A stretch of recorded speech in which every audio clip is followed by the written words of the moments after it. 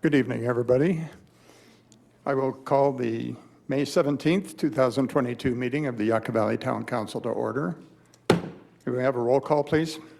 Council members Abel. Here. Dennison. Here. Droz. Here. Lombardo. Here. And Mayor Schooler. Here. If you'll all rise and join us in the Pledge of Allegiance, led by Councilmember Abel, followed by an invocation led by Sheriff's Chaplain Grumpy Kelleher. Thank you. Ready? Begin. I pledge allegiance to the flag of the United States of America and to the republic for which it stands, one nation, under God, indivisible, with liberty and justice for all. Pledge of Allegiance, led by. Let us pray. Heavenly Father, we come before you this evening and we thank you for all the gifts that you give us. Lord, I thank you for our town council and I lift them to you. I ask that they look to you for wisdom and guidance as they lead Yucca Valley, not just today, but into the future. And Lord, in your word, you tell us in John 15:13, greater love has no man than to lay down his life for his friends. And during National Police Week this week, Lord, I ask that you put a hedge of protection around all law enforcement, our military, and our first responders.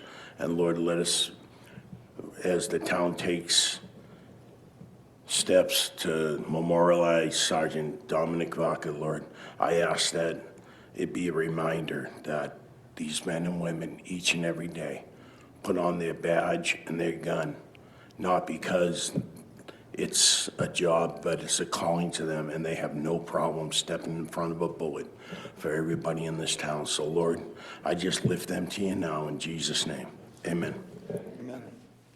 Thank you. No presentations, introductions, so we move on to the approval of the agenda. Can I get a motion on that? I move. Make the motion. Okay, I'll second. Motion from Mayor Pro Tem and a second from Councilmember Lombardo. Council members Abel. Yes. Dennison. Yes. Droz. Yes. Lombardo. Yes. And Mayor Schooler. Yes. Consent agenda. All items listed on the consent agenda are routine matters or formal documents covering previous town council instruction. Items are enacted by one motion and a second without separate discussion unless a member of the town council or town staff requests dialogue on a specific item at the beginning of the meeting. Requests for public comment on the consent agenda items should be filed with the town clerk. Is there any member of the public that wants to comment on any item on the consent agenda? Any member of council? Mayor, I'd like to make a motion that we approve consent agenda items 1 through 10. I'll second. We have a motion and a second. Council members Abel. Yes. Dennison. Yes. Droz. Yes. Lombardo. Yes. And Mayor Schooler. Yes. Item number 11, Public Safety Memorial Recognition. May we have a staff report, please? Good evening, Mayor and Council. Your first department report this evening is the recognition of the brave law enforcement officers serving in communities around the nation, and the discussion of a memorial for the San Bernardino County Sheriff Sergeant Dominic Vaca. The recommendation before you is to issue a proclamation recognizing the sacrifices of law enforcement officers, receive and file the presentation, and provide input to staff as desired.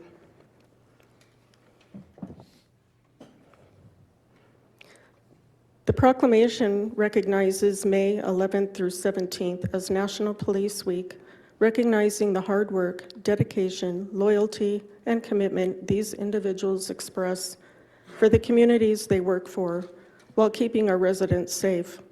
Too many law enforcement officers die while serving their communities. This is a national recognition. The town of Yucca Valley and the Morongo Basin experienced this loss of a hero at a local level. In May 2021, the San Bernardino County Sheriff Sergeant Dominic Vaca died after sustaining a gunshot wound during an attempted traffic stop here in Yucca Valley. As part of our recognition today, it is fitting that we recognize Sergeant Vaca's service and loss in the line of duty. We continue to thank of the Vaca family and our San Bernardino County Sheriff's family as they endure the journey of restoring their lives. This is a time of healing. The Council has heartfully requested we continue to recognize this loss to the community by memorializing Sergeant Vaca. When developing such a meaningful community component, we also want to make sure that it is visible and sustainable. Staff reached out to other cities which experienced a similar loss to gather ideas. Interestingly, the town of Yucca Valley has a great resource for an honorable expression. Remembrance Park is located in the heart of Yucca Valley along Highway 62. The park was formerly known as Triangle Park, which was established in the early 60s by the Yucca Valley Park and Recreation District. The town acquired Triangle Park during the town's incorporation, and in September 2001, the town council renamed the town as Remembrance Park as a place of honor in our community.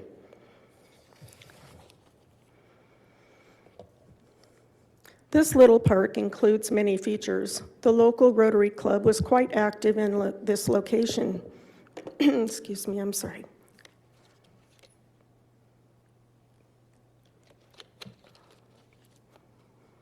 The Rotary Club is quite active in this location by funding a memorial brick program which lines the meandering pathways. The inner area of the park near the flagpole was dedicated in 1999 as Veterans Memorial Circle, also funded by the local Rotary Club. With Remembrance Park as a place of honor, it seems fitting to include a plaque in memoriam for Sergeant Vaca. This is a sample of a bronze plaque for public view within the park and would be mounted on a pedestal or natural stone feature. Upon installation early fall of this year, a memorial ceremony would be held at the location. As the one-year anniversary of Sergeant Vaca's sacrifice approaches, staff is also proposing to fly a special town flag on May 31st at Remembrance Park in his honor. A similar flag would be presented to the Vaca family at the anticipated memorial ceremony this fall. That concludes the staff presentation. As a reminder,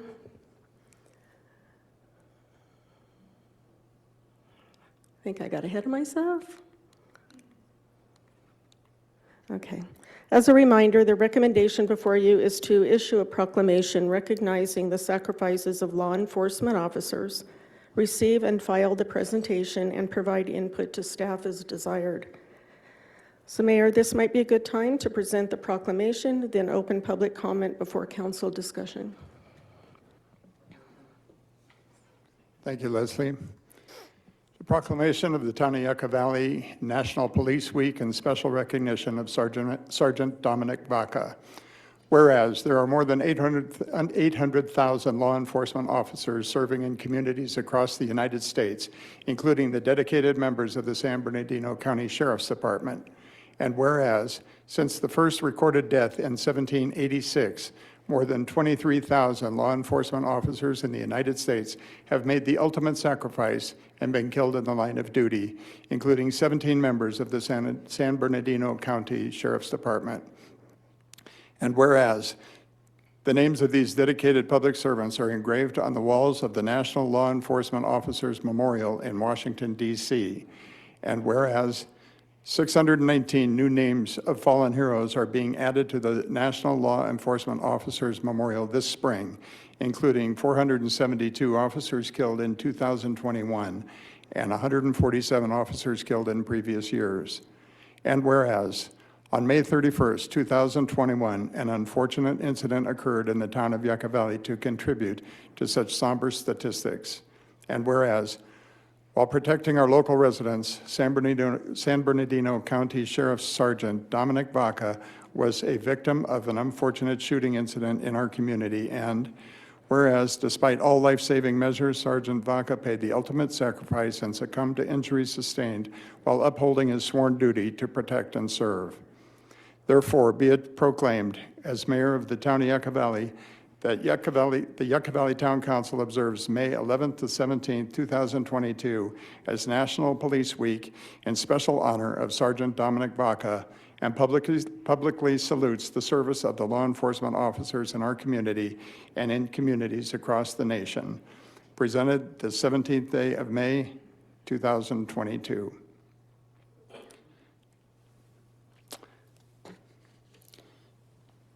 Would we like to ask for public comment at this point? Okay, is there any member of the public that wishes to comment on this item? Seeing none. Any member of the council with regard to the proposed recognition and memorials and so forth? Councilmember Abel? Yes, and it's a very somber discussion, but it is truly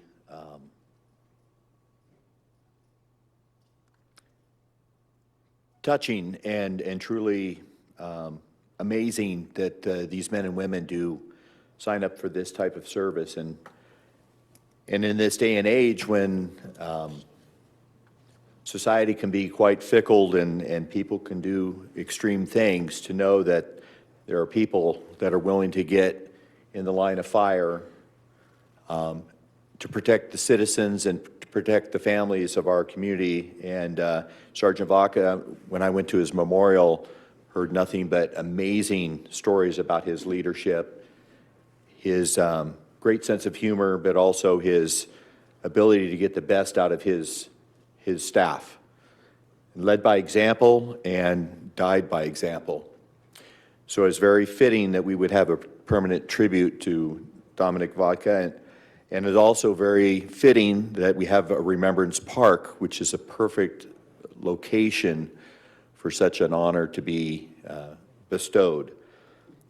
I also want to thank staff for the thought of flying a flag on his behalf on Memorial Day, of all days, when he died, and to present that flag to his family as well.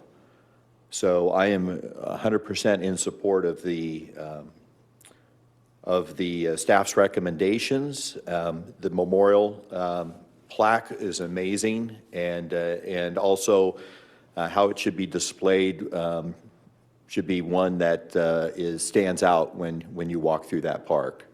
So again, I wanted to thank staff, and I'm 100% in support of this tribute. Councilmember Droz. Sergeant Vaca was a hero, and he still is, actually. And it just makes me so sad to think of this, and it seems to be a disturbing trend we see these days. But anyway, back to Sergeant Vaca. I feel so sorry for his family and his friends, and I do believe that this type of memorial would be perfect. It would be really good, whether it be on a pedestal or something natural like a boulder. And my only question would be maybe there should be a bench near it, possibly. But other than that, I think it's a fitting tribute. So I'm in awe of all the police officers we have, and Sergeant Vaca gave his life for all of us. So thank you. I also wanted to add, I want to thank the chaplains of the Sheriff's Department, because they're not only there for the families during these times of troubles, but the mental and the physical toll that these officers take day in and day out, the mental stress. I can think of the stress of my own job. Nothing compares to the stress of an officer or those in public safety, and have chaplains minister to them while they're alive and while they can do their jobs. It's amazing. So I want to thank our chaplains. And Grumpy, I know you're fantastic with the people out in this area, and you're highly regarded. So I want to thank our chaplain for leading us in prayer today, and also for the job that they do at the Sheriff's Department. Councilmember Lombardo. I also agree that it's a fitting, dignified, and deserved tribute to Sergeant Vaca. I agree that the plaque looks very nice, and I think that a boulder with a bench would be very nice, or a boulder carved into a bench with the plaque attached.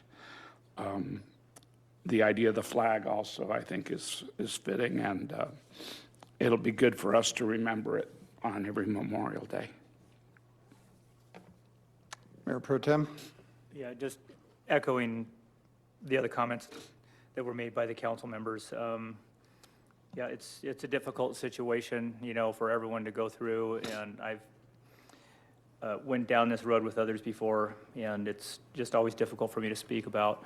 But I think it's a wonderful idea, and it's been a lot of hard work emotionally, and just to move through this for staff and the others, I completely support the idea, and it is the proper place to certainly memorialize Sergeant Vaca right in the middle of the heart of our town, in a prominent area to remember the sacrifice that was made.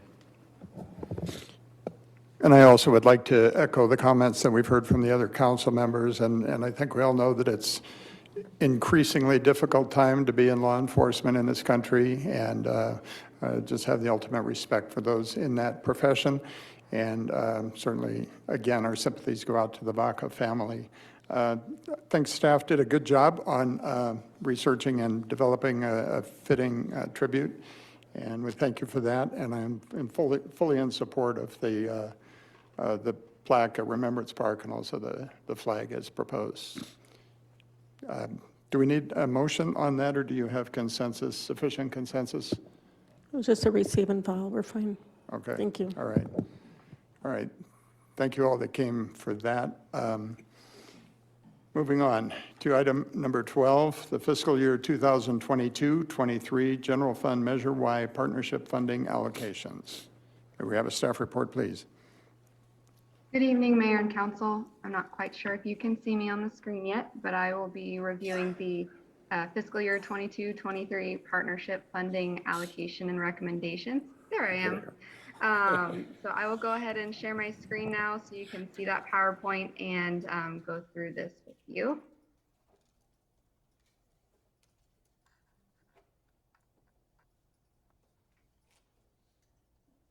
Okay.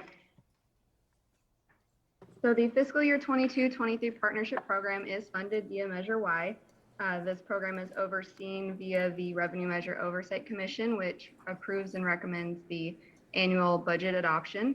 The total amount for budget in fiscal year 22-23 for the partnership program was recommended at a total of $100,000. The partnership application period was opened in April. We received several unique applications, which are then scored by various town staff. And then a scoring sheet is provided and a recommendation is then moved forward for council. Just as a basic overview of the program, this is a partnership between local nonprofit organizations or various organizations that can provide programs and services that the town would otherwise not be able to do. So it's a very valuable partnership. The scoring criteria is included in the town's agenda packet and then also prepared here. It's scored based off of services that are located within the town of Yucca Valley, various per capita residents, how many people are reached by the program, the unique services provided by each applicant, and then various other criteria that are provided to then provide this partnership scorecard. So each applicant is listed on the scorecard. Their program is described along with the original funding request that was included on their application, and then the average weighted score that was provided by the different staff, and then the overall recommendation for funding. So this evening, town staff invited each applicant to be present and available to introduce themselves and answer any questions that council may have. So the next several slides will include the listed partners that were recommended for funding, and then also the community annual contracts that are recommended for funding in this particular staff report, and then also some information and updates on the outstanding applicants that were not included for recommendation this fiscal year. So at this time, I'd like to introduce Bree Francis, the town staff accountant. Bree is an integral part of the annual partnership program and completes most of the functions required to successfully complete the functions of the program. So I would like to first and foremost give a quick thank you to Bree because, like I said, she's the reason that this program is successfully administered each year, and that her efforts are very appreciated. So she will be there to help introduce each applicant as we go through the list, be the hands and feet for me since I wasn't able to be there this evening. And then once we move through the initial list of recommended applicants, we'll go to the next slide, which has the 2 community contracts. And then at the end of this complete presentation, there will be a period of public comment where the outstanding applicants, if they're able to attend tonight, they can provide additional comment during the public comment period. So Bree, if you're available and would like to go through the list here, it'd be very appreciated, and I'll jump in after the Yucca Valley Senior Club. Okay. Can I have the representative for the Yucca Valley Airport District to come up? If they're here? Good afternoon. As you know, as you all know, we do the bingo for the Yucca Valley senior citizens. That's our only income. And we pay out, when they do the bingo, we pay out 90 cents on the dollar. So that leaves us with 10 cents on the dollar to buy all our materials.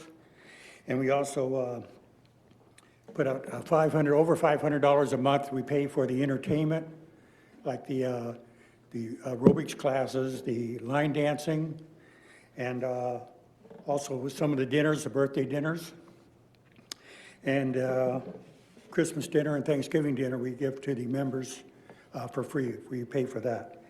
We also have dances. We did a lot before the pandemic, and we've had a couple, like we had a Christmas party, which was very successful, and we co-sponsor that with the town of Yucca Valley.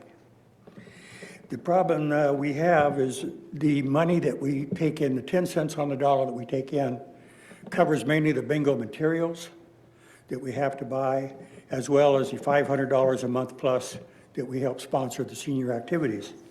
That leaves us very little to upgrade our equipment. Our equipment, our monitor for our bingo machine is over there in that big box over there. And it's 20 years old. The computer's 10 years old. The calculator that we use for the payouts and so forth, got to hit the keys a double times to get it to work. So we would like to update our equipment to, right now we're running a Series 16. We'd like to run a Series 22, which is the newest model with the solid state hard drive and all the goodies. Also, we'd like some of that money to upgrade the monitors over. Right now, we've got 6 monitors in the senior center, and we'd like you to be able to divide that up so we could have news on some of them. And another set of monitors we would like to do for like happy birthdays, schedules of events with the town and the senior club, and special announcements, things like that. And there's also been people wanting to see Death Valley Days and Gunsmoke and Bonanza, and we could put that on another monitor. So anyway, that's all incorporated on that. And one last thing is the microphone system. When we get 85 to 100 people in there, it starts breaking up because of all the cell phones and so forth. So we need to upgrade the receivers with the antenna so we can get better reception. So that's mainly what we're asking for, is to upgrade our equipment so we can improve our services. Maybe we can get some more games going, get some more activities going, and be more beneficial to the senior citizens of Yucca Valley. Because the senior club really is the only thing that a lot of these people have, a lot of these retired people have. And we'd really, really like to, do more for them. So I thank you for your consideration. Thank you. Well, thank you, sir.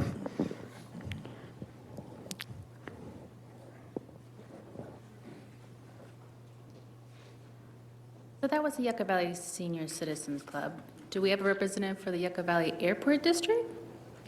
Is there anybody here representing the airport district? Anybody online representing airport district? Seeing none, we'll move along. Okay, so then we'll just go over, is there a representative for Reach Out Morongo Basin?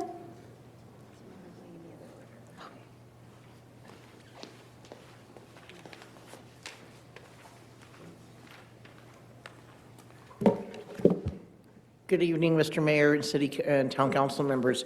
Robin Schlosser with Reach Out Morongo Basin. I wanted to say first, thank you very much. Reach Out Morongo Basin has truly appreciated the support of the town of Yucca Valley for the years that we have been here as a partnership in providing services for our seniors and the disabled.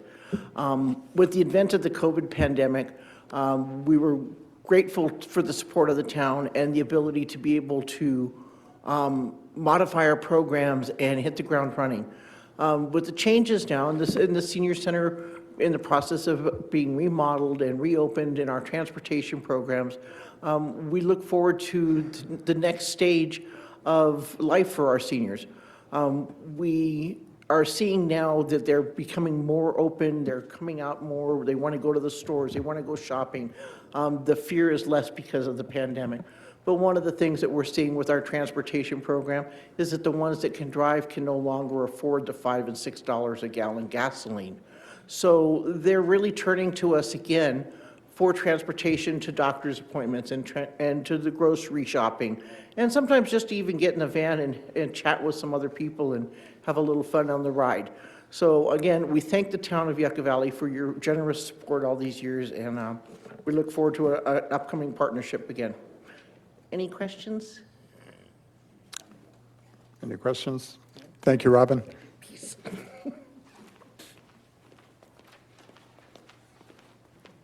Thank you. Can I have a representative for the Boys and the Girls Club?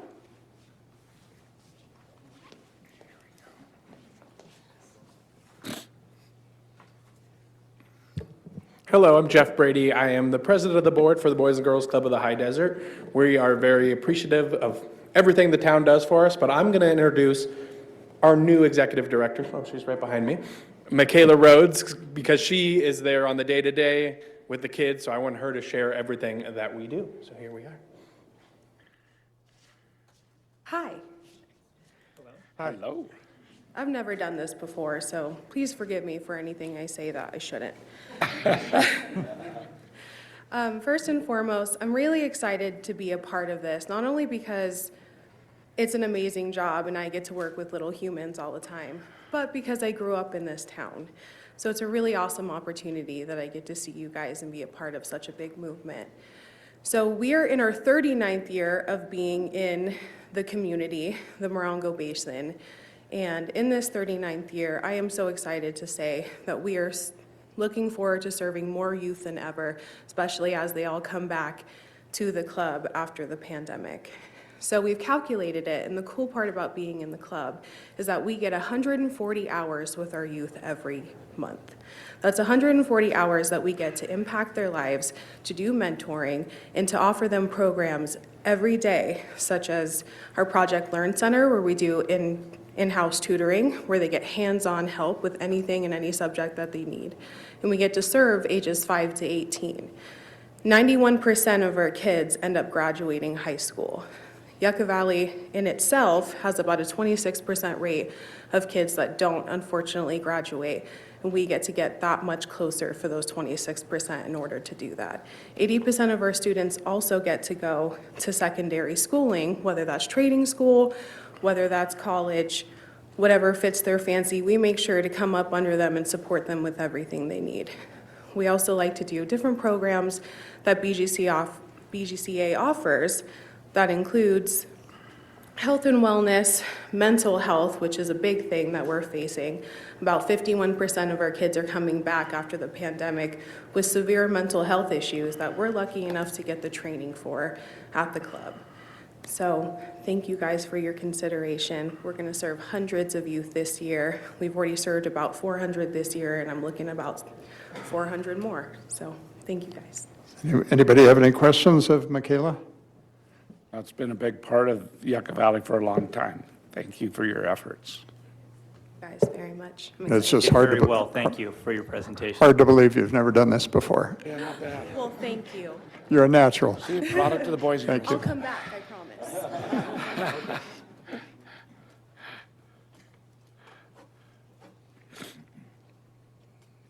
Can I have the representative for the Morongo Basin Tennis Association?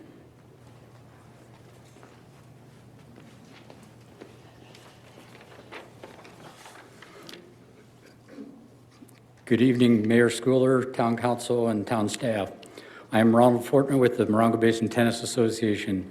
Thank you for the partnership funding program opportunity. The Morongo Basin Tennis Association will be entering its third year of our continuing tennis instruction for the youth of the community. The program includes free tennis lessons with an annual family membership in the Tennis Association. We are also providing t-shirts, hats, snacks, and free equipment. We feel the program is quite successful as we had originally planned a 10-week program that has become year-round, continuing through 2 Yucca Valley winters and a summer. We have instructed youth from 25 families with over 40 participants. We currently have 20 active participants, 70% of whom have participated more than a year. About half of the youth have been in the program since startup in October 2020. We recently added more competition to the program as additional incentive to the participants. We are holding a periodic competition tournaments for our participants in our program. Also, we are working with a tennis group in the lower desert interested in having some fun competition. The popularity of our program has remained with the enthusiasm of our participants helping bring new participants to replace those who have left. Most of the youth are not only tennis opponents, but they have become friends off the court. The Town of Yucca Valley Partnership funding is enabling the Tennis Association to continue with this worthwhile tennis instruction activity. Thank you. One more bit of information I want to share with you. Gideon Smith, who many of you know, passed away in April of this year. Gideon became involved in what was then the 3-year-old Morongo Basin Tennis Club. During our organization's 29-year history, Gideon led for more than 20 years. Gideon defined our mission as bringing tennis to our desert community and succeeded. His leadership will be deeply missed. Thank you. Any council members, questions, comments? I'd just like to say, thank you for your work out there with the kids. And Gideon was a big part of our community, and thank you for mentioning him. My kids went up through that program under his guidance, and it's something I'll always value, but I think there's plenty more work to do, as you said, with the children and reaching out to them and keeping them engaged. I like to talk about 70%, return. So thank you for your work. I appreciate it. Yes, thank you. And Gideon would be proud that you're carrying on the way you are. He was a good friend to the community. Thank you.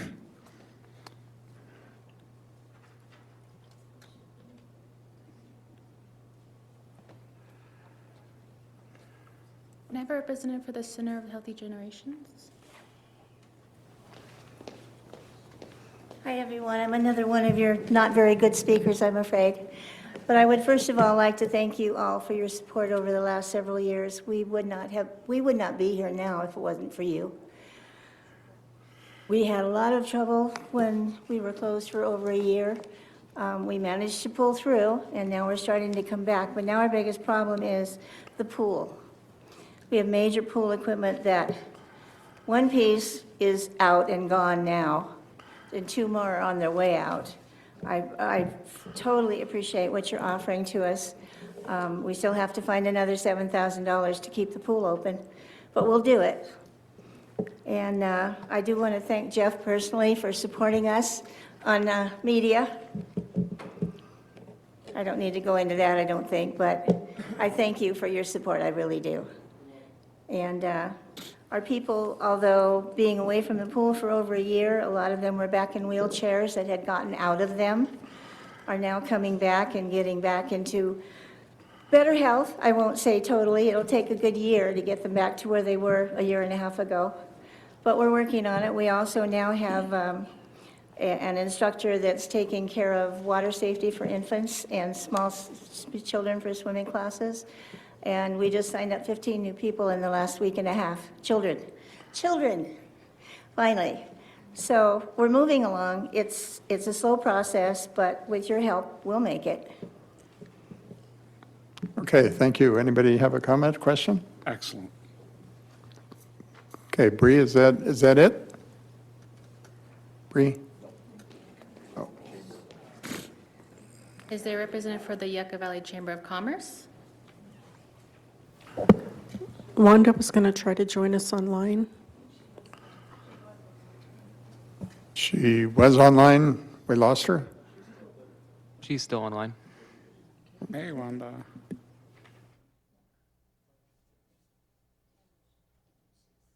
Mute. Here we are. There Do you you are. hear me now? We can hear you now.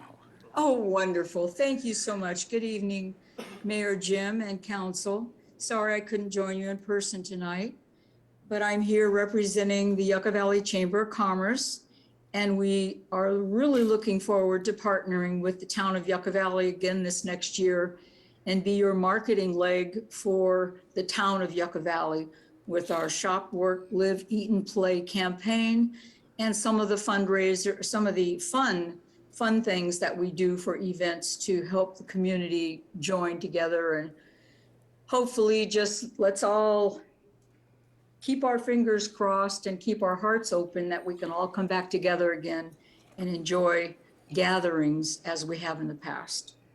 We will. Any council members have any questions, comments for Wanda? Very thankful for all the efforts the chamber has done to help Yucca Valley grow and be a real community. Thank you for your efforts, Wanda. You have Thank you. enormous amount of energy.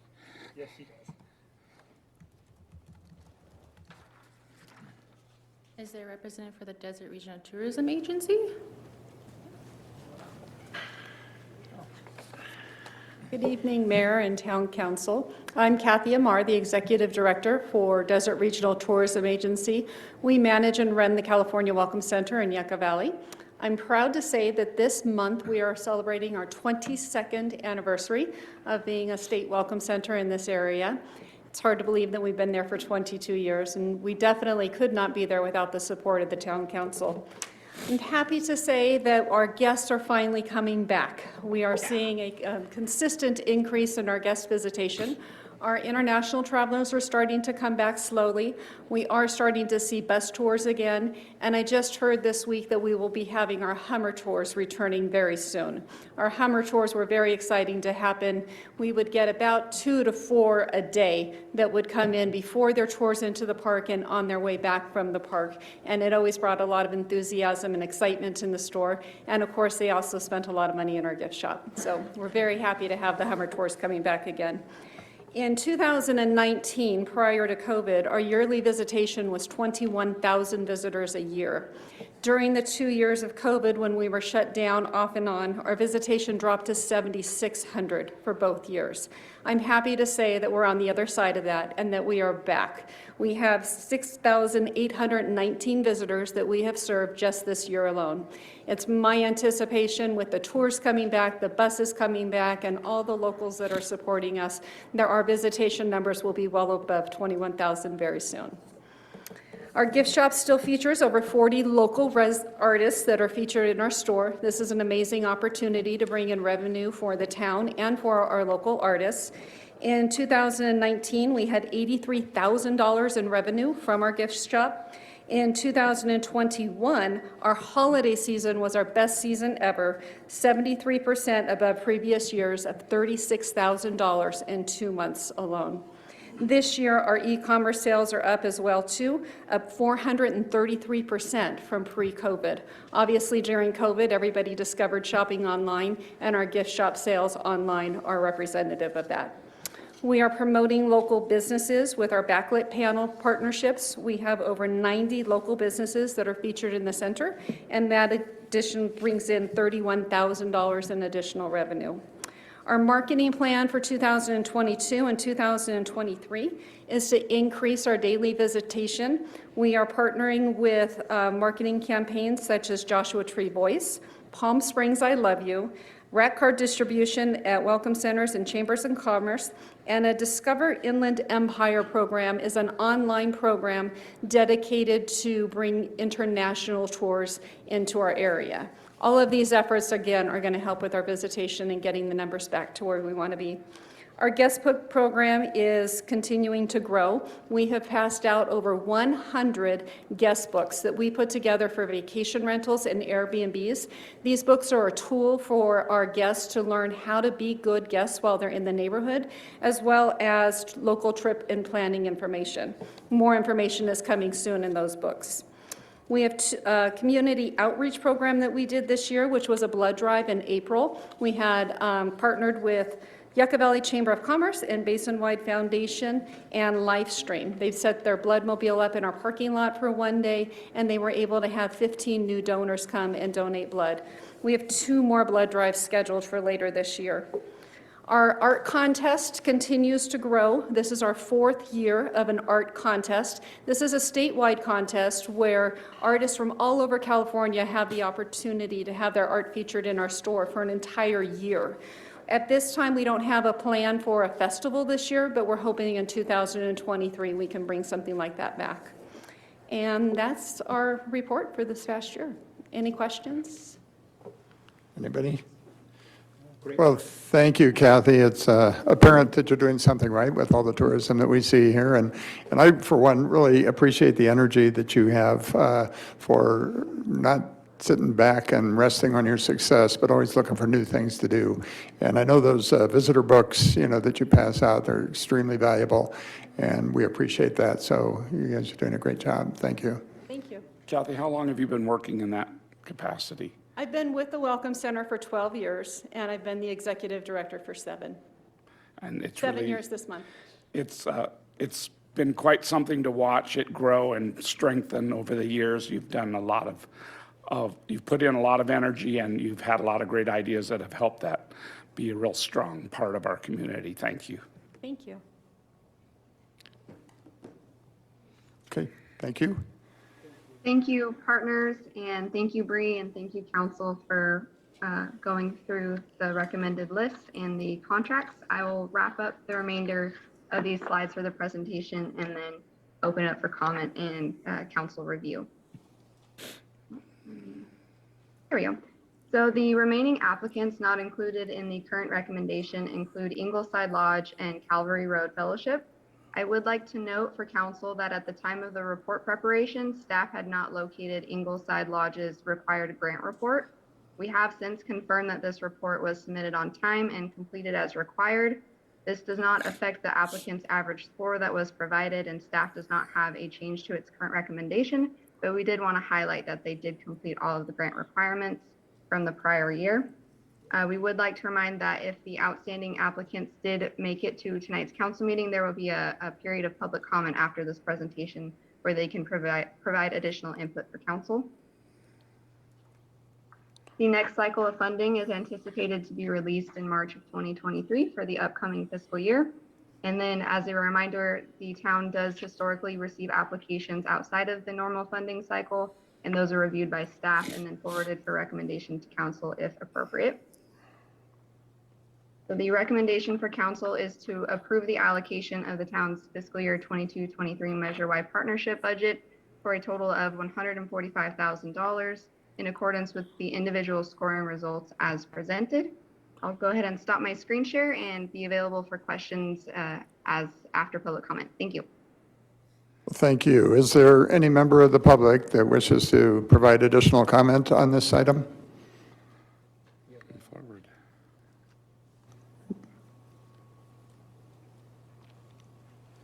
Good evening. My name is Nancy Eubanks, and I'm speaking on behalf of Ingleside Lodge, a nonprofit residential care facility here in Yucca Valley. Ingleside has been operating for 23 years. My parents, who I think you all know, Bud and Carrie Newell, saw the need for better care for the elderly in our community and built and ran the home until I took over in 2010. 2 years ago, I applied for a grant through the town and was approved for a commercial refrigerator and freezer. I want to take the opportunity now to personally thank each of you for that funding. The project was completed and all paperwork was submitted, but as Jordan mentioned, it got lost internally. I have copies of all of that tonight. I did not realize it had been lost, and I understand allocations have been made, but I'm hoping that something can happen with that decision tonight for funding for us, but I understand. The lodge is asking tonight, no, I've had something else. I'm hearing from other applicants here that are also reaching out to help the elderly, and I think it's just really cool. I mean, there are so many that do work for the kids, and that's so important too, but I guess I have a special heart for the elderly. And I just, mine here that I work with don't get out to the senior center anymore. They don't go out for meals or bingo, they're beyond that. So their home, Ingleside is where they spend their 24 hours a day, 7 days a week, So it's, home is all they have. So what the lodge is asking for tonight was $15,000 to recarpet our facility. With residents at this stage of their life, they're very hard on carpet. It needs to be cleaned often, which causes ripples, which becomes a potential trip hazard. And people will say, why don't you just put linoleum or put those foamy, squares in? But, we think they deserve more than that. They deserve to have comfortable carpet under their feet. They need that homey feeling that the carpet provides, we think. We aren't anything like an institution, and we hope to keep providing that type of care to the residents of Yucca Valley. I would like to thank you all, the council, and everyone for listening, and I hope you will consider our request tonight to better the lives of the elderly living in our community. Thank you.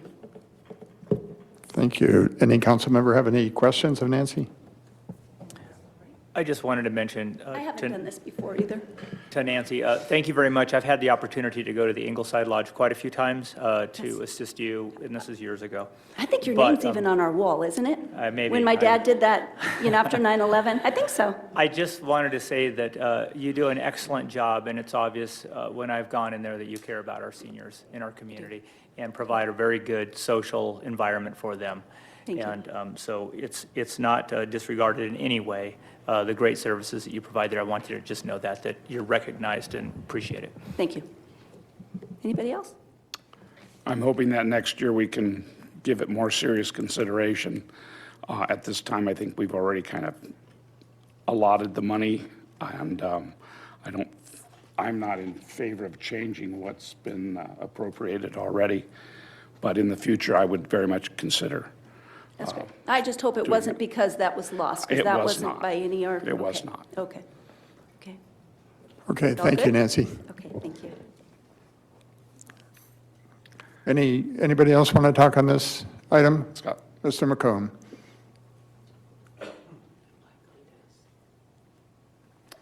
Hello, council, members of the public, Scott McCone, Yucca Valley. With the only heated saltwater exercise pool in the high desert, the Center for Healthy Generations provides a valuable resource in our community, and I would like to thank the town of Yucca Valley for the award of Measure Y partnership funds. As a volunteer instructor for a number of years at the center, I'd also like to invite anyone interested to one of my classes held on Tuesdays and Thursdays at 9. The first class is on me. So if you've got any aches or pains or whatever, come on down and give us a try, okay? And that's to the public as well. Thank you very much. Way to go, Scott. Thank you, Scott. See, aren't you glad you showed up? I just got, Oh, there's probably have more. another second. I just got reminded, June 11th? June 11th, there's a pie contest at the center. It's $5 if you bring a pie, $10 if you don't bring a pie. There will be pies for sale, and these three ladies are in. And prizes, and would you like to speak on that? And live music? Ooh. Anything else? No, oh, what time? June 11th at? 2 to 4. 2 to 4. Very good. Good job, Scott. Thank you. Sounds like a good event. Way to go. Anybody else wish to speak on this item? Anybody online? We'll bring it back to the council for comment, questions. Councilmember Abel. Yeah, first of all, thank you very much, Jordan, for putting this together. I know that's a big job for staff. The need is always going to be greater than the amount of monies that we do have, so I appreciate staff taking the time to look through the details. My question is, when you do speak to applicants, do you sometimes talk to them or suggest to them things that they can do to be score higher on the needs list, because I'm sure some things don't qualify as high or great as some others. Do you happen to be able to do that with some of the applicants? So if we receive an application that is not eligible, so for instance, capital projects are limited for the partnership funding, we do reach out to an applicant to be sure that if they requested something that the partnership policies just couldn't cover, then we walk through what would be eligible so that they could resubmit an application.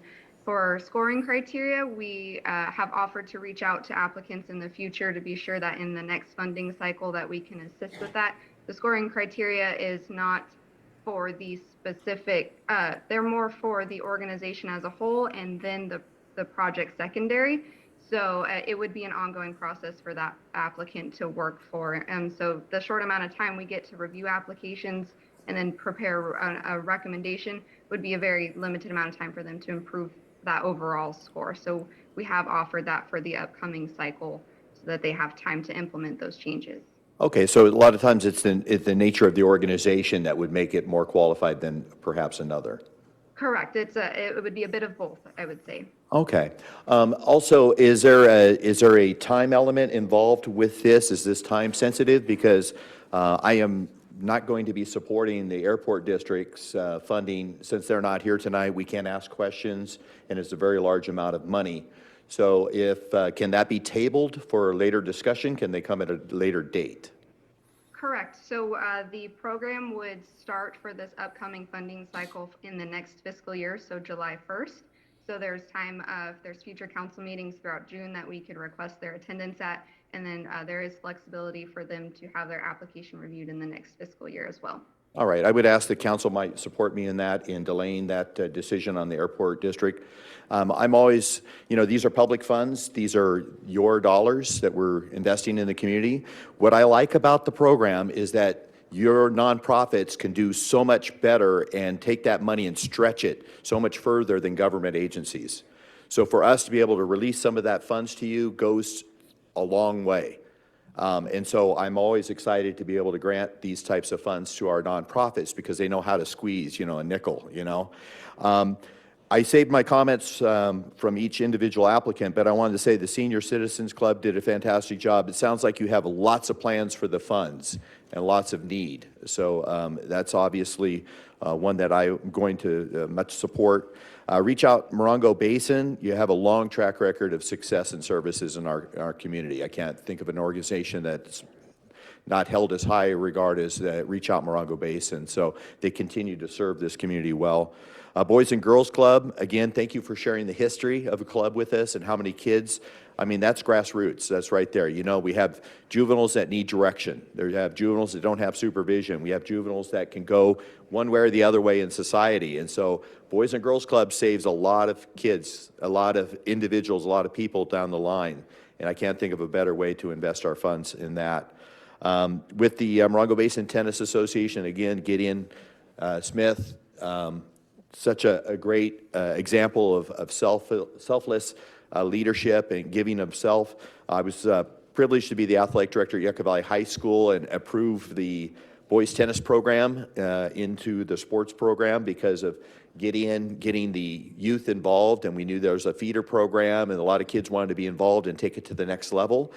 They're going off to CIF individuals tomorrow. They're getting and going down below. They won the league title this year, and that's because of Gideon's vision, and I'm so proud you guys continue that vision and carry it out.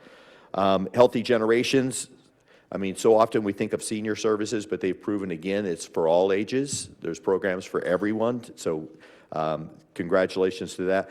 And of course, I love how DARTA has very much pivoted in helping educate our visitors on the sensitivity of the desert and Airbnbs and how to be a good neighbor and how to enjoy the desert without disturbing the peace.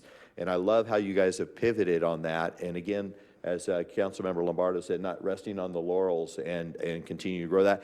And I can't, Chamber of Commerce speaks for itself. Wanda is just dynamite. So I'm very much in support of those organizations. I'm in support of tabling the airport district. If I may, Mayor Schooler, I believe we have the airport district online, so I just wanted to let you know that they are on the Zoom link if you would like to hear their comments now. Well, I think that's good to hear. I had several questions and was going to ask if they had been notified of the meeting, but they're online, they're with us now. Okay, let's bring them on. Hello, I'm Jamie. I'm one of the board members from the airport district. I apologize for not showing up to the meeting earlier, but I'm happy to answer any questions I can regarding Measure Y. Would you like to run down your application and let us know what you applied for and what you would use the money for? Sure. So the airport district applied for $90,000 for repairs and cracks fill on the runway. Currently, we are in the process of bidding for runway crack seal, slurry, and additional fill in order to fill larger gaps within the runway. And that's what we're hoping to be able to use some of the funds for, is to possibly use that funds for mastic or other type of products that are used for larger gaps in our runway.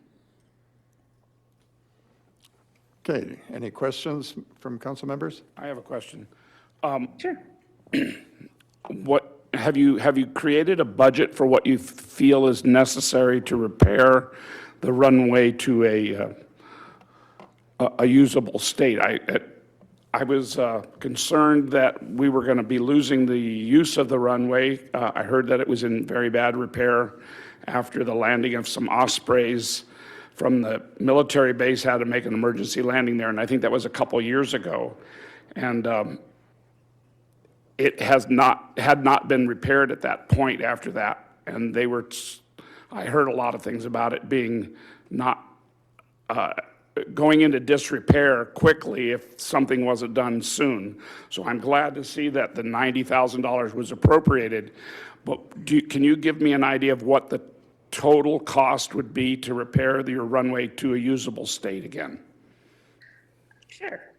So we did have the Ospreys land last February, and it did do some damage to the runway. We did try to get some funding from the military, but they did reject our claim. For just the crack seal and slurry coat, it's about $120,000. To do an additional larger gap for the mastic, we're looking at about $90,000. Wow. Do you have sufficient funds to cover these expenses? We do. Okay, good. I'm happy to hear that. So we're expecting to see the runway back up into satisfactory condition in what period of time? We are working with some quotes and hopefully with some contractors soon in the warmer months this summer to get the runway up to repair to be where it needs to be. So back to satisfactory condition. Very good. Okay, thank you. I'm glad to hear that. I have a council member, Abel. Do you have any statistics on the use of the runway, the airport? It seems like it's getting busier and busier, not slower and slower.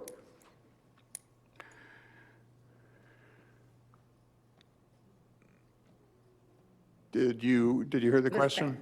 Yes, so it was, I don't have any statistics on it. I believe Caltrans states that we are seeing, gosh, I'd have to look at the report on it.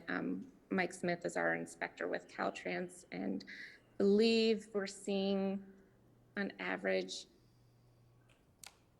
they usually do it on years, so I can't tell you off the top of my head, but I would probably say we're seeing anywhere between 25 to 50 planes landing per day. Wow. Per day. Wow. Wow. Per day. And I mean, it depends obviously on the winds. So, days that we are busier. And that's also including flight training going on at the airport as well. Very good. Mayor Pro Tem? Important part of our community, and we need to make sure it's maintained. Thank you, Jamie, for joining us. I have a question about when you start the process of the improvements to the runway, primarily for safety use. Is there a plan to have alternate accessibility to the airport if we were to have any emergencies or anything like that in the area where we need to utilize it, or will it be a hard shutdown of the runway? it would have to be a hard shutdown of the runway. We would put out a NOTAM, which is the Federal Aviation's notice to airmen that lets pilots know that the airport is closed, but we could always put in a NOTAM that if there was an emergency, that they could go to 29 Palms. So that's something that we could put in the notice to airmen. And have, based on your discussions with contractors on the needed repairs, have they given an approximate window for the repairs you're requesting in time? They have not. So, but I believe they try to get it as quick as possible. I believe in the past, it's been closed for no more than 2 to 3 days. All right, thank you.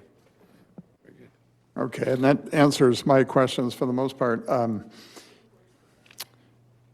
With this funding, what sort of reporting do we have in place to kind of track this? I'm totally in support of helping the airport, we're kind of being part of that, but just wouldn't want this to be one of those projects where the money gets absorbed and the project doesn't get completed or something. So I assume there's some reporting that takes place or some intent to report back and let us know what the money went to.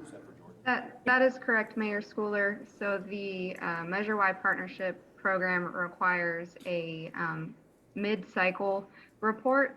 So most partners receive only half of the funding at the initial disbursement in July, once an award agreement has been completed by the applicant. And then once the project is either half completed or we get 6 months through the program cycle, the applicants or the awarded partners at that point complete out a expenditure detail report that shows their top vendors that they've paid, a detailed ledger of all of the expenses that the project has accumulated year to date. And then once that's reviewed by town staff, then we disperse the second half of funding. And then a final report is due at the completion of either the project or I believe it's August 31st after the close of the fiscal year. So we give a little bit of time to finalize the project in that year cycle and then submit that final report. Okay, thank you. Are there any other questions, anybody? Okay.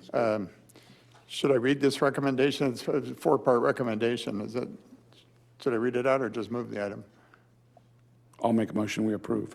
You can just move staff recommendation if you have no modifications to it. All right, so we have a motion from Councilmember Lombardo to approve the staff recommendation. Is there a second? Dennison, second. Mayor Pro Tem, second. Councilmembers Abel, Yes. Dennison, Yes. Droz, Yes. Lombardo, Yes. and Mayor Schooler. Yes.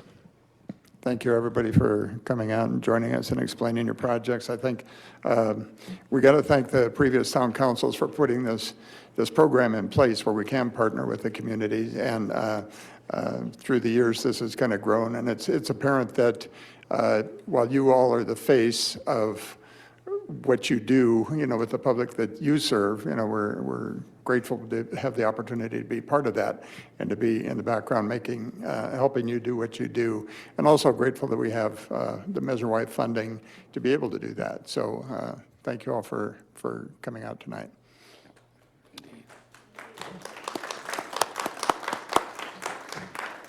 Moving on to item number 13. This is the ordinance to remove and replace chapter 6.02 of the Yucca Valley Municipal Code for Solid Waste Management. May we have a staff report, please? Good evening, Mayor and Council. The item before you is to update the solid waste management ordinance. So the recommendation is that the Town Council introduce and approve the first reading of an ordinance entitled, "An Ordinance of the Town Council of the Town of Yucca Valley, California, removing Chapter 6.02 Solid Waste Management to the Town of Yucca Valley Municipal Code and adding Chapter 6.02 Solid Waste Collection and Disposal to the Town of Yucca Valley Municipal Code." So just a little bit of background on the update for this ordinance. The California Integrated Waste Management Act of 1989, also known as the Act, established a solid waste management process that requires local jurisdictions to adopt and implement plans to reduce the amount of solid waste generated within their jurisdictions and to maximize reuse and recycling. Several times over the past decades, the California legislature has amended and added provisions to this act. Senate Bill 1383 is one of those added provisions to the act. The goal of SB 1383, as you will recall from some of the other presentations that I brought before you, is to reduce greenhouse gas emissions from the landfills and to recover edible food that is currently thrown away by 20% through edible food programs that are created and administered by local jurisdictions. In order to achieve the reduction of landfill waste and to increase recovery, the state has mandated that local jurisdictions create, implement, and enforce the following programs. One is to provide organics collection services to all residents, multifamily complexes, and businesses. 2, to establish edible food recovery programs. 3, to conduct education and outreach to the community. 4, procure recyclable and recovered organic products. And 5, to monitor compliance and conduct enforcement. So right now, the town's existing solid waste management ordinance was adopted by the town council in June of 2020. Since that date, Cal Recycle finalized and adopted their SB 1383 regulations in November of 2020. They were originally supposed to have had those adopted in 2019. So we lost a little bit of time with them adopting them so late. Additionally, Cal Recycle recently notified the town earlier this month that in order for the town to receive some grant funding to assist with SB 1383 implementation, the town's current solid waste management ordinance needed to be upgraded or revised, to include specific enforcement provisions related to SB 1383 compliance, and that the revised adopted ordinance needed to be provided to Cal Recycle by June 14th of this year. Even though the town is already working on creating the required SB 1383 programs as identified in the notice of intent that the town submitted to Cal Recycle and that they approved in April. So in order to obtain the grant funding to assist with the SB 1383 implementation, staff is bringing the revised solid waste ordinance to council for consideration and adoption. The proposed ordinance will remove the existing Chapter 6.02 entitled Solid Waste Management and add a new Chapter 6.02 entitled Solid Waste Collection and Disposal to the Yucca Valley Municipal Code. The proposed ordinance maintains the same structure as the existing code, but it adds or addresses in more detail the required elements of SB 1383. And some of those things include collection services. So by that, it means trash, recyclable, and organic collection service, for all commercial, multifamily, and residential accounts are required unless a commercial waiver is granted or a residential self-haul permit is obtained. Second would be commercial edible food generator. These generators are required to recover the maximum amount of edible food that would otherwise be disposed in the waste stream and implement related programs.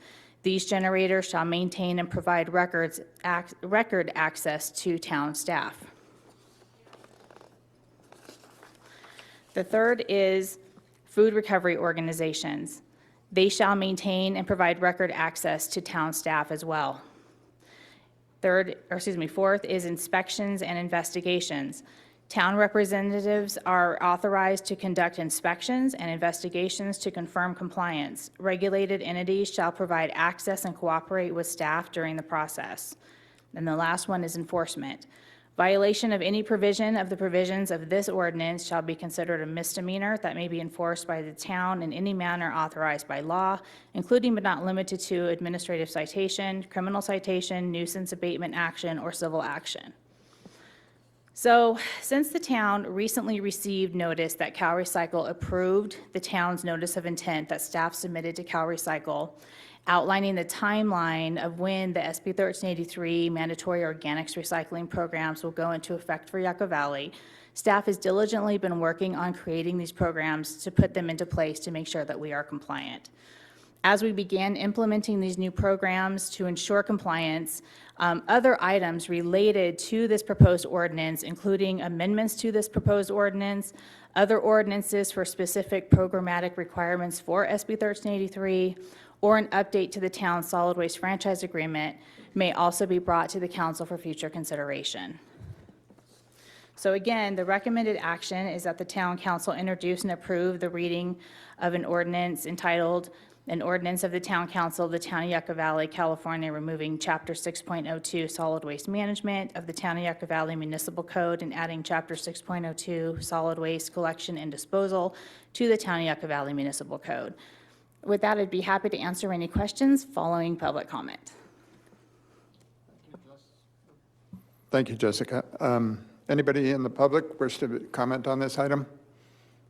Anybody online? Nobody? Bring it back to the council for comment or a motion. Councilmember Droz. I just want to thank Jessica again for all her hard work. You put a lot of work into this. I sit on one of the boards for this, and it takes, I don't know how much of your day, but it's a lot. So thank you. I agree. That gets more and more complicated, it sounds like, and thank you for tracking that. Anybody else? It's so complicated that they thought they had approval, and now they have to revise the approval to make it fit the requirements. So, yeah, I think we need to do this, get it done. It'll be nice to get a stipends to help us implement it, which is going to be expensive. Yeah. So is that a motion to move the item? Yep, I'll move the item. Is there a second? I'll second. Councilmember Zabel? Yes. Dennison? Yes. Droz? Yes. Lombardo? Yes. And Mayor Schooler? Yes. Item 14, resolution number 22, Town of Yucca Valley, fiscal year 2022-23. Road maintenance and rehabilitation account, approval of the project list, authorization to submit town's project list to the California Transportation Commission. May we have a staff report, please? Thank you. Good evening, Mr. Mayor and council members. We have a presentation. So the recommendation is that the council adopts a resolution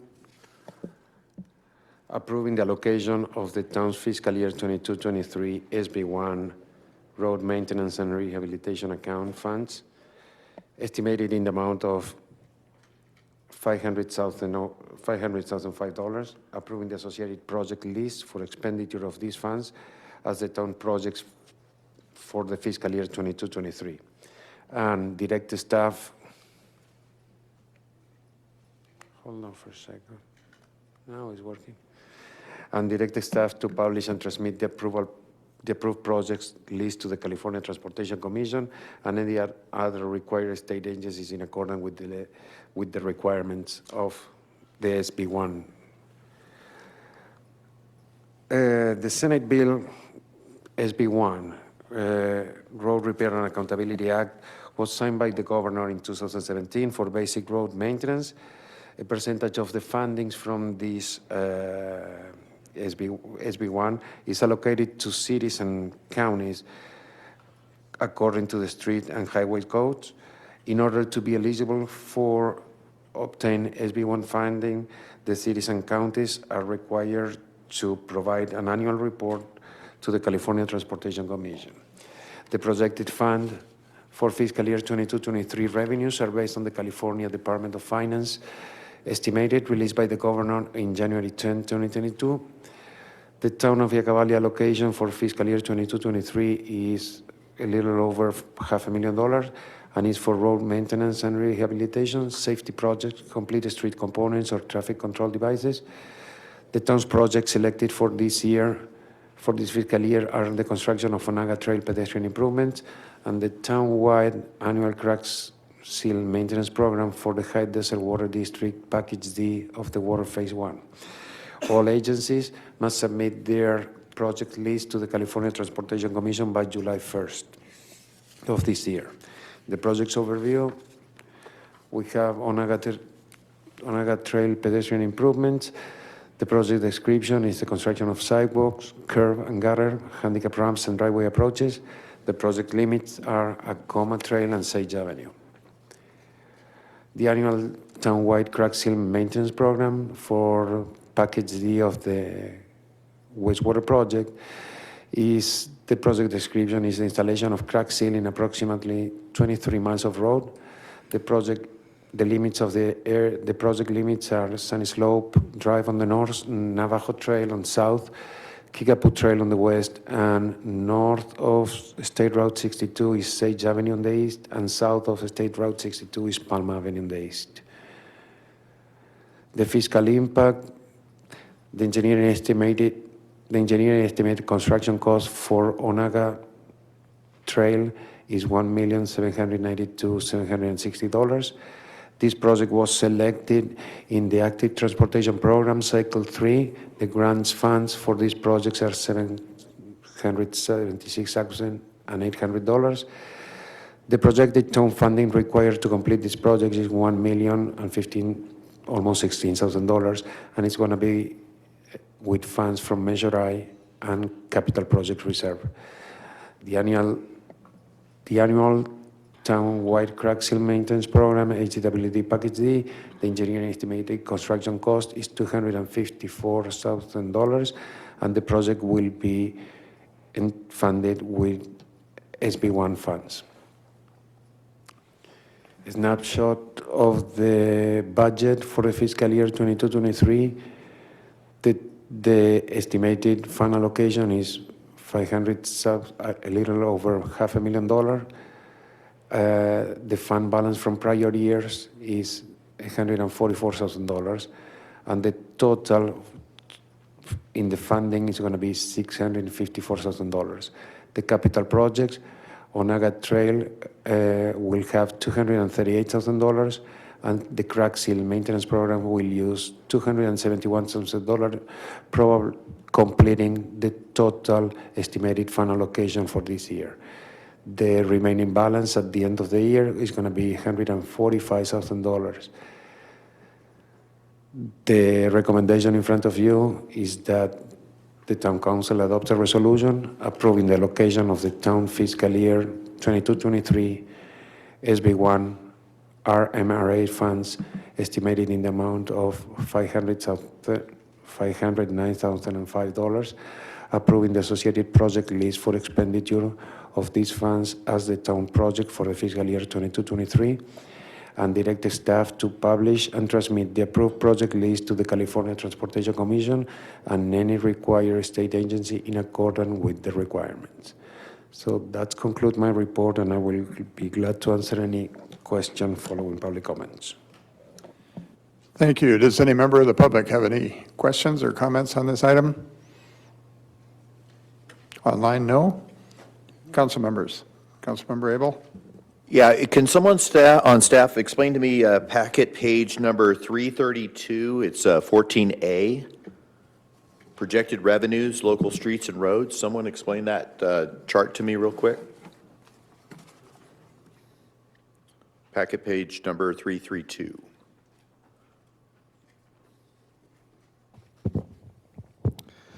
If you look in the 22-23 column, road maintenance rehabilitation account, Town of Yucca Valley, you'll see the number of 509,005, which is the number that Armando was including in his presentation this evening. So I would assume this is the chart provided by the state that identifies the revenues for all the cities in San Bernardino County.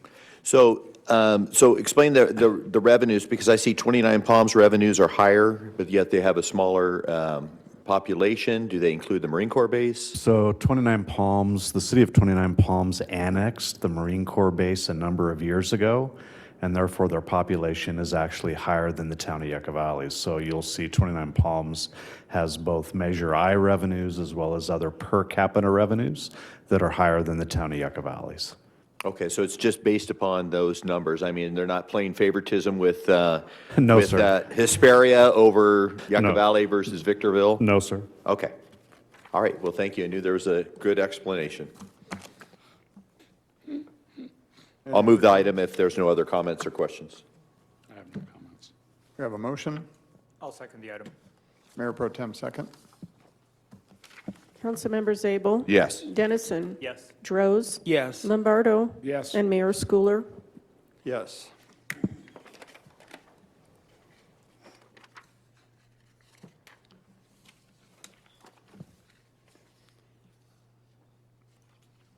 Okay, item number 15, fiscal year 2022-24 proposed budget adoption resolution number 22 something.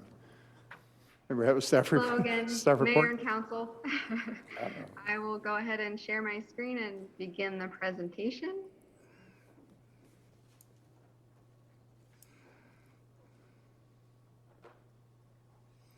There we go.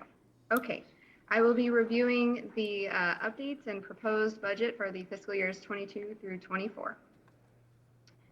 To begin, this is just a summary of the timeline of prior budget input, which began in November of 2021 with the strategic planning workshops, and then bringing us here today on May 17th of 2022 to hopefully receive a recommendation to adopt the upcoming 2-year budget.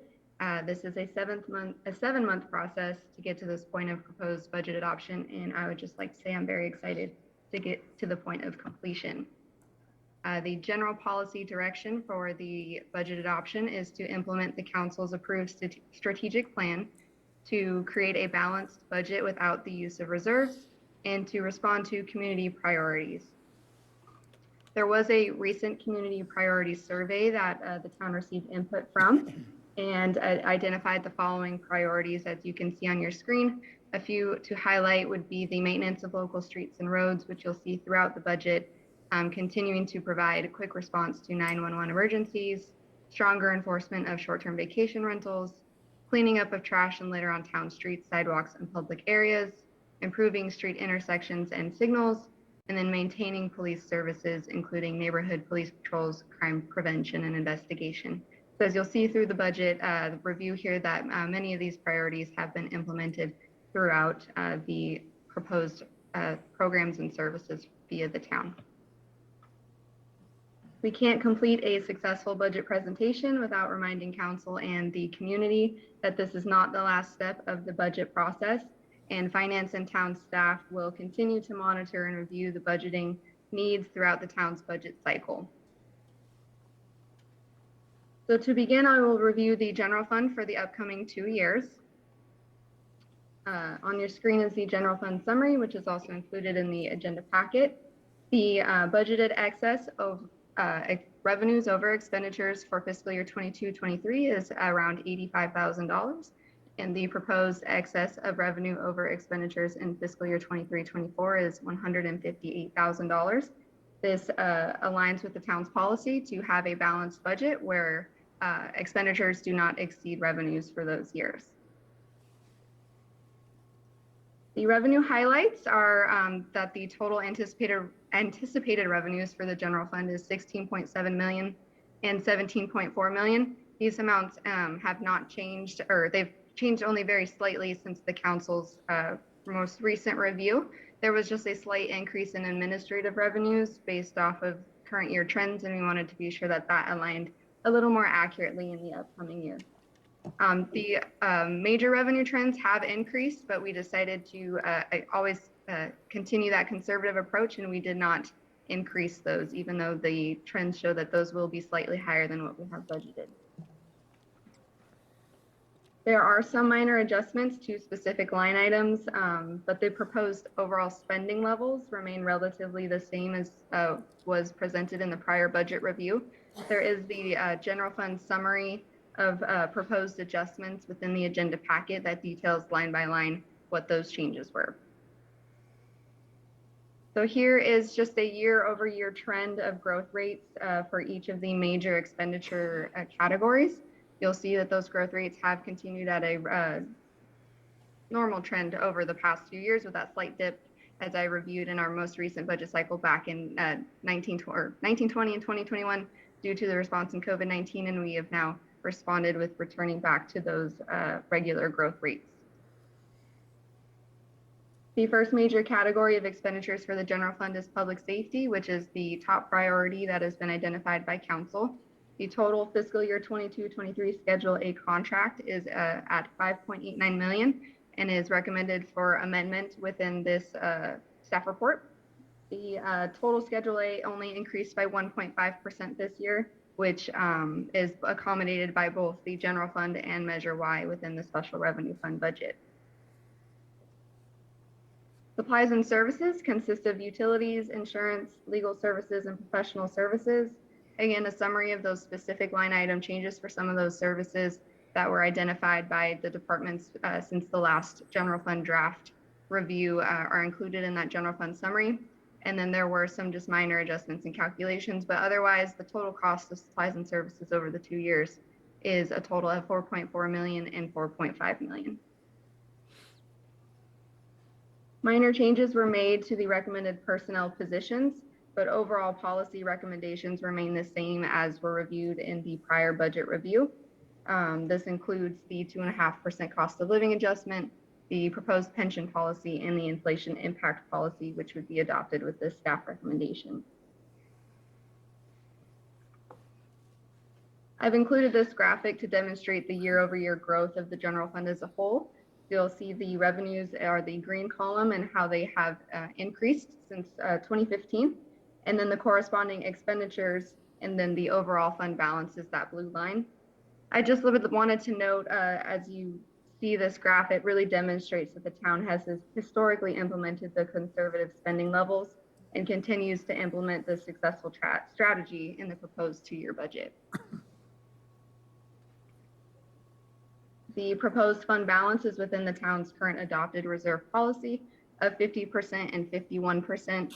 The current reserve policy requires a unassigned reserve fund balance of 50 to 55% of operating expenditures.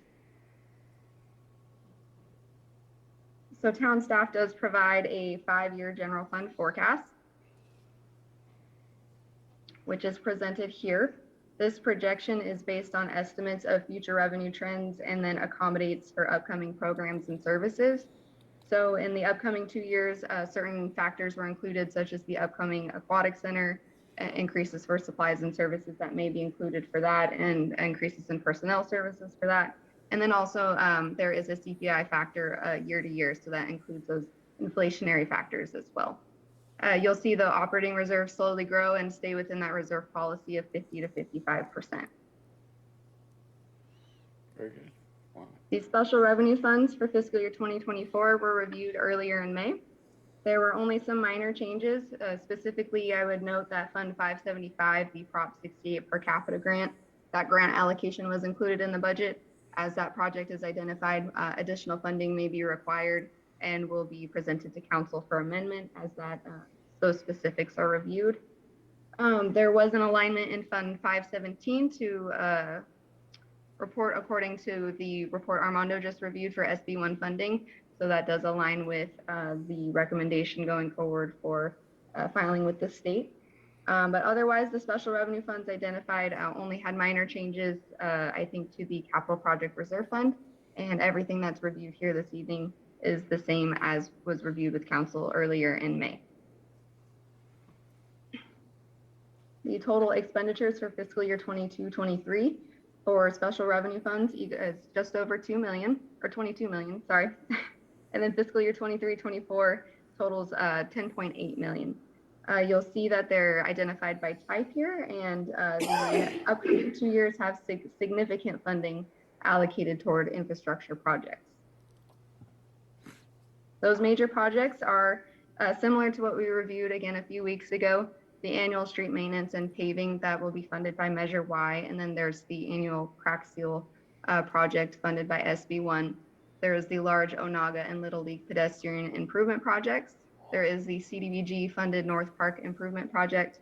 There is the Prop 68 bond or Parks Bond Grant Aquatic Center project, and then the town services consolidation design project. So the town is busy. So the recommendation, I don't have the full recommendation for you, but on the screen here, but there are quite a few line items to review. But the overall recommendation is to adopt a resolution for the fiscal years for the proposed budget, to amend the Schedule A contract, to adopt a resolution making the changes for personnel policy, and then also adopt the inflation impact policy as well. I will be available for questions after public comment, and I'll go ahead and stop my screen share. Thank you, Jordan. Is there any member of the public that wishes to comment on this budget presentation? Online, anybody? Bring it back to the council.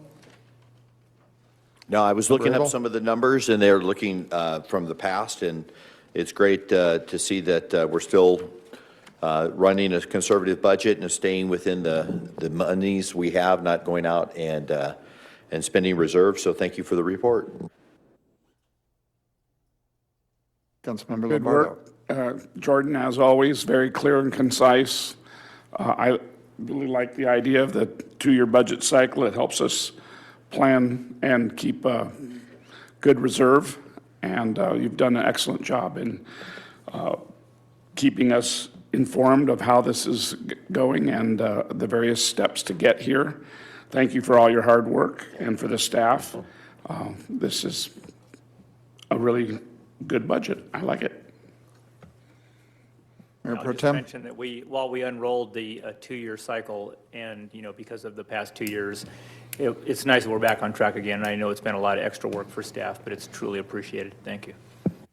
Jordan, you make this easy on us. I can remember years past when this was a very painful process, but I really like how you keep reminding us where we've been as you take us through the full circle. It's, the 7 months or whatever, but you keep reminding us where we were, and it's very clear where we're going. And I appreciate the conservative approach and for all your hard work. So with that, I'll entertain a motion to approve the budget. Mayor, I'll make the motion. I'll second. Councilmembers Abel, Yes. Dennison, Yes. Droz, Yes. Lombardo, Yes. and Mayor Schooler. Yes.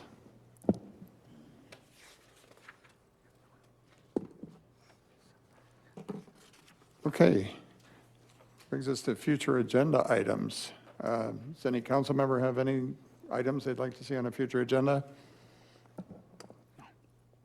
Seeing none, we'll open it up for public comments. This is the time the council takes to consider your comments on items of concern which are not on the printed agenda. When you are called to speak, please state your name and community of residence. Please limit your comments to 3 minutes or less. Inappropriate behavior which disrupts, disturbs, or otherwise impedes the orderly conduct of the meeting will result in forfeiture of your public comment privileges. The town council is prohibited by state law from taking action or discussing items not on the printed agenda. Does any member of the public wish to make a comment? See Mayor, one? we have a request to speak from Tish Kresbaki. Hi, I have a couple concerns about the traffic. I've lived here going on 10 years now. I grew up in San Jose. I know traffic. All the big trucks that are coming through, I feel that they're bypassing the scales and cutting through here, and it's damaging our roads again that we've just had fixed. And I've seen them run the lights. And also the regular traffic going through. I've stopped at lights and the cars just fly by me. We need somebody to sit at some of the intersections and watch for these people because they're causing the accidents by running the lights. And I'm afraid to go through an intersection. So I bring that to your attention, and I hope that something gets done about it because I'm concerned about all the people in Yucca because I feed them too. So I thank you all for listening and have a good evening. Thank you. Thank you. Thanks for the comment. Anybody else? Anybody online? No. Okay. Move on to staff reports and comments. Thank you, Mayor. Captain, you got something for us this evening. Welcome back. Thank you, sir. Just real quickly, on behalf of all your deputies out here, Mayor and council members, I appreciate all the kind words tonight and really all the support everyone shows all the first responders living and working in this community. I can attest to it. It's been wonderful for a lot of years. And then more importantly, thank you so much for approving really a beautiful, wonderful, fitting tribute for Sergeant Vaca.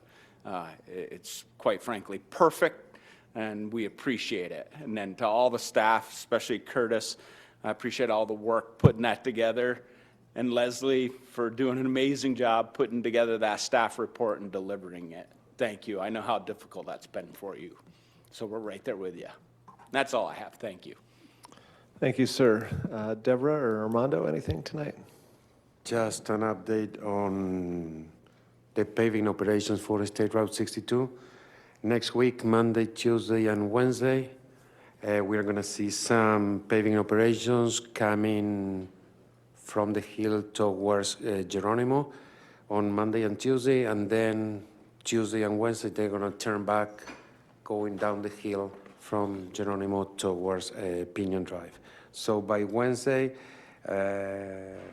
Caltrans is going to be out of the town, of the west side of the town, but just a reminder to be careful and take your time when you're driving there. The hours of operations are from 4 a.m. to 3 p.m.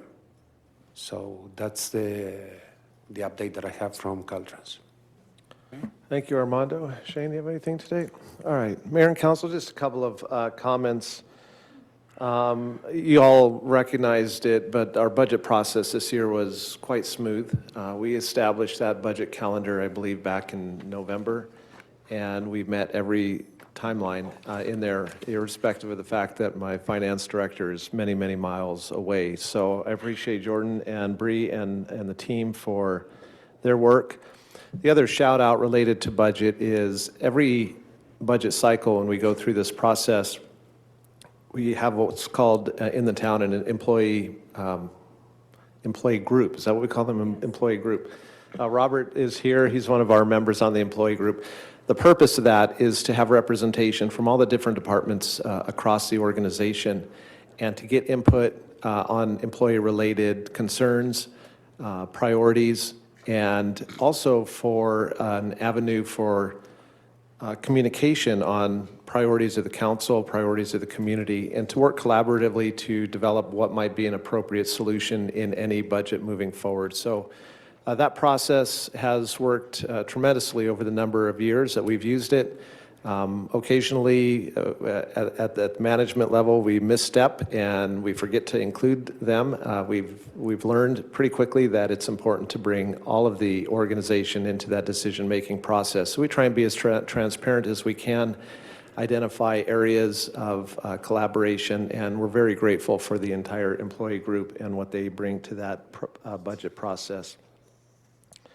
Just wanted to recognize Chad Harrington. Mr. Harrington is joining us today in place of Mr. Jex and was instrumental in helping Jessica with the rewrite on our ordinance for solid waste and will be involved in a number of different related activities. So thank you, Chad, for coming tonight. Appreciate that. Two other things. Actually, I'm not going to bring up the link on Grub Steaks Days because it looks like somebody dropped these off, and I think you have them. But it has the schedule in here for Grub Steaks Days, all the different activities that are occurring that the chamber is coordinating. Obviously, the town is also participating both in the parade as well as in our annual Grub Steaks Day run. You can go to grubsteakdays.com and get that information for all of those different activities. But I do want to have the link brought up for our High Desert Nature Museum. As a reminder, we were closed. Hang on before you play that. Can you scroll up on that a little bit? So it's going to give you, this is our new exhibit. We've been closed at the museum for this week as the installation of the exhibit was being put in place. That's going to open up on the 21st of May. Tax season is done, so this doesn't have anything to do with the IRS, but it's called Attack of the Bloodsuckers. And I think it's a fun one for the community, for the kids of the community. So you can go down and just play. It's a quick little video that kind of highlights some of the elements that are within that exhibit.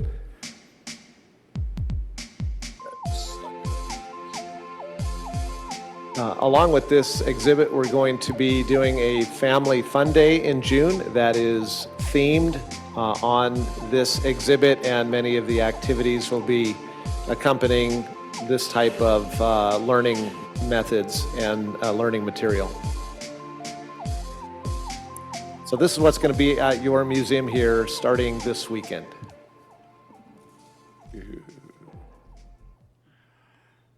All right, I think that's it for our town staff comments this evening, Mayor. Thank you. Okay, thank you. Bring it back for mayor and council member comments.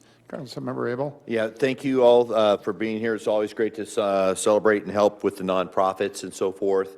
Again, our heart goes out to the Baca family.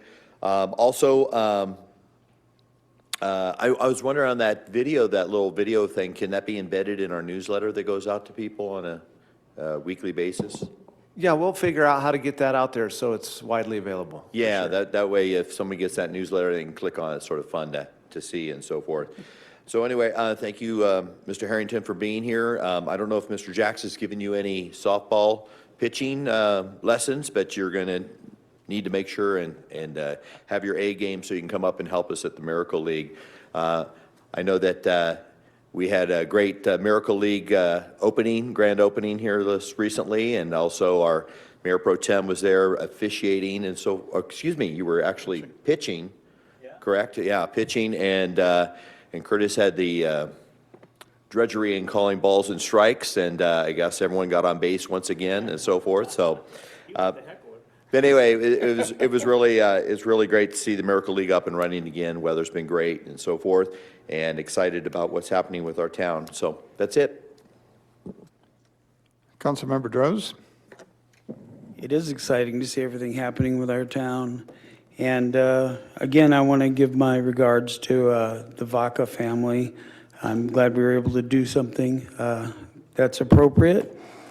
And I want to thank everyone that did a presentation tonight. I know preparing a presentation for a town council meeting is really tough. So thank you, everyone that did presentations. And it's just hard to believe that this is our last council meeting, I believe, before Grub Stake Days, right? So I'm looking forward to Grub Stake Days. I'll be at as many events as I can, be at the parade, and I look forward to seeing everyone there. Thank you. Councilmember Lombardo. Thoughts and prayers to the Vaca family, and today's council meeting was a good example of how the community rises together and helps one another in our community. It's a very unique place. We identify problems and help solve them together. We make funds available thanks to Measure Y. That was a big help. That was something that the public helped the council with several years ago. Saw the need for that. Approving the budget and moving it forward was a big step. It seems to go a lot smoother now. We have great staff that puts a lot of hard work into making it all happen. It seems to be a very cohesive community, and we're thankful for that. I've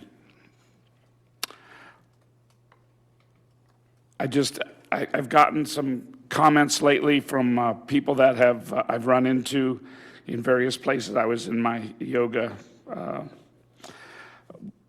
gym, I guess, whatever you could workout area, and talked with some locals that are relatively new to the community, and they say that there's this certain different feel about Yucca, how it's so friendly and so unique in so many ways from places that they lived before. And I think it's a really good comment on the community that we have, and I just encourage everybody to remember that we all come from different places, and we all love that feeling of camaraderie and getting along with our neighbors. If there's ever any problems, please bring it to the attention of the town council so we can help solve it collaboratively. And I wish you all a happy Memorial Day. And thank you. Excuse me, Mayor Pro Tem? Yes, I just want to start off, as others have said, but my hope is that there may be some comfort to the Vaca family, the loss of Sergeant Vaca, and also our police family and our public safety family. I mean, everyone's affected, ourselves too, quite a bit, but I think this memorializing is going to be something that may bring some comfort and, more importantly, some remembrance of the events that happened. Thank you very much to the community for applying for Measure Y grant funding and to help the town get involved in your activities. There's so many things the town depends on to build our sense of community. You know, I've always looked at I think the council's position, at least my position, is to figure out a way that we can help the community bond and become a better place. And I think we saw that today. We continue to work with everyone. And the reason I say that is don't get discouraged for those out there that have put in a request and it wasn't accepted this time. It is a scoring system. The staff is here to help you move forward with that and hopefully to become more successful and then bring those services to the community to make it a better place. So don't get discouraged over that. And also, thanks again to all of our employees that are out there. There was a little bit of discussion during the budget. There's a lot of hard work out there that needs to be done, especially during this cycle with the projects that are coming forward. Armando's talked about a lot of things. We've seen a lot of projects. There's a lot of dirt being broke, a lot of work, roads being repaired. But it's our crews, the staff helps to get these projects built, and the crews are out there doing the hard work. And I appreciate every one of you. Thank you. And the problem with going last is everybody's said everything that you want to say. But again, our thoughts and prayers are with the Vaca family this time, especially the anniversary of that event. And thank you for joining us, Mr. Harrington, this evening.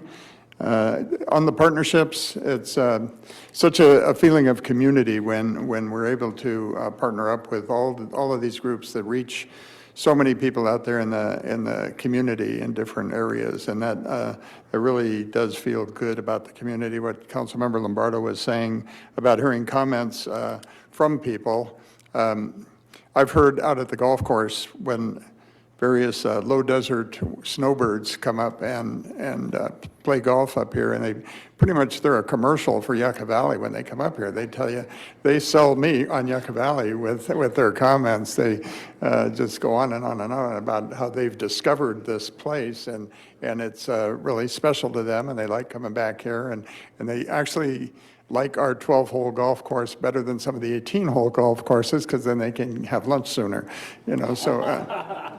get on to happy hour.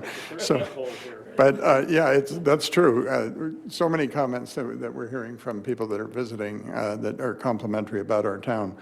One last shout out, Yucca Valley BMX hosted a state qualifier this past weekend. And was it this past weekend or the weekend? No, 2 weekends ago. I can't remember, but I went out there and there were people from all over the state, and every community was out there. It was standing room only at the track out there, and the track's in great shape. And the people out there have done a great job in promoting it and sustaining that program. And it just brings a lot of people into town that otherwise may never discover our town. And it's good for our commerce, our businesses. So happy to see them out here. Want to remind everybody that first and third Tuesday, we do Coffee with the Mayor over at the Hawks Landing. And it's 8 o'clock in the morning. Everybody is welcome to join us and come for refreshments. And with that, I will say that the next regular meeting of the Yucca Valley Town Council will be held on Tuesday, June 7th, 2022 at 6 p.m. in the Yucca Valley Community Center Yucca Room. And with that, we'll adjourn the meeting.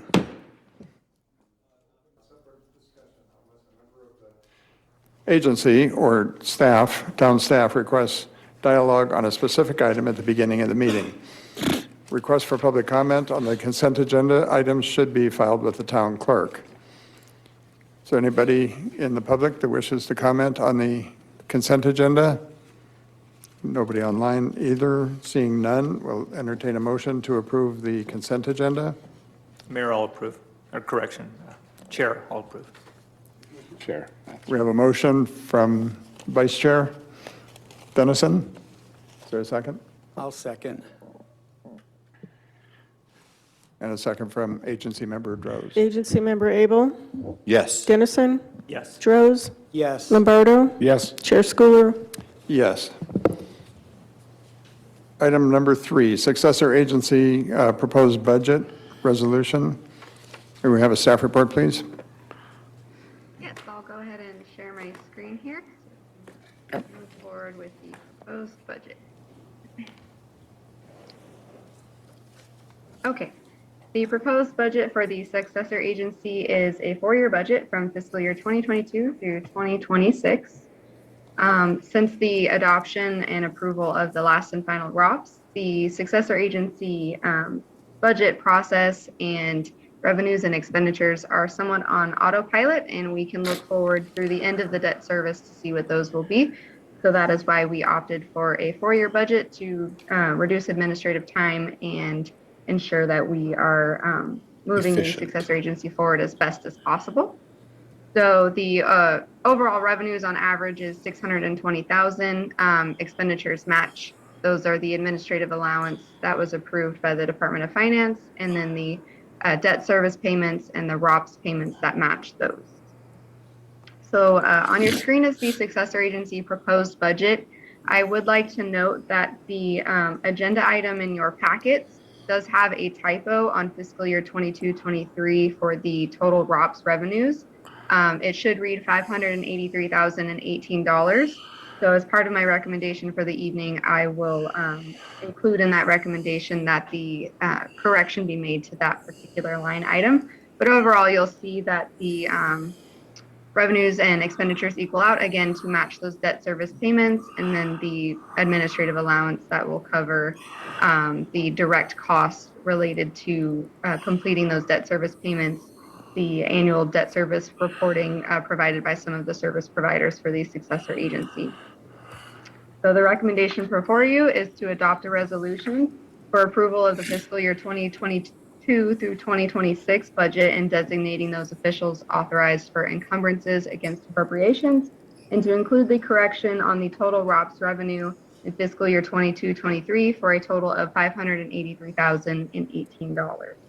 I'll be available for questions after public comment. Thank you, Jordan. Does any member of the public wish to comment on this item? Seeing none and none online, I'll bring it back to the council for discussion and or motion. Bring it back to the agency. Let's go to motion. I'll make a motion.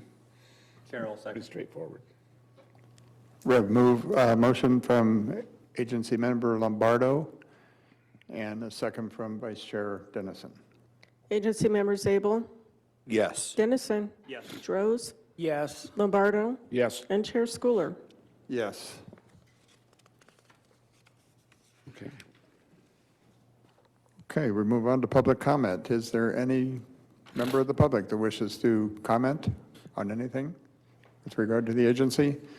Seeing none and none online, we will adjourn. We got a French for 4 years. We'll adjourn for 4 years.